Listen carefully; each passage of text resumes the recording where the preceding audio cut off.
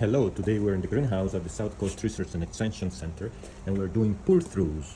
These are 3-gallon gardenias and one we treated with a lot of lime and dolomite, and here there it says high pH, but we're not sure quite yet. It should just say high lime, and I'm doing the pour-through so I can measure the pH and see if we're actually able to increase the pH. And the objective here is showing symptoms of iron and manganese deficiency, which are very visible in gardenias, and maybe we're starting to see them a little bit, interveinal chlorosis in young leaves, but I'm not quite sure.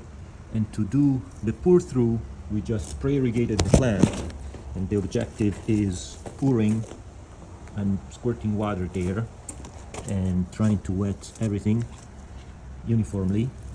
And the idea is pouring through about 50 milliliters of water, so then we can collect it and measure it with a pH. Okay, so we're getting some water to pour through. The idea is that there is a displacement solution that we apply on top, and that displaces the substrate solution. That's what we want to sample. So you don't want to apply too much displacement solution so it dilutes the substrate solution. Another thing that you can do is use the so-called tipping method, which means you pick up the container and you tip it and you get some water out of it.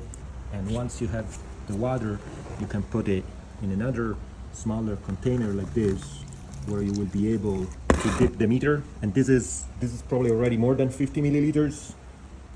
And I use that little bottle to measure it, but this is not rocket science. The idea is don't pour through a gallon.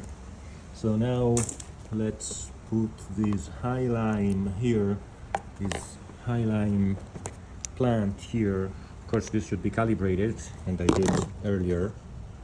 And the high pH gives us, 739, which is kind of high.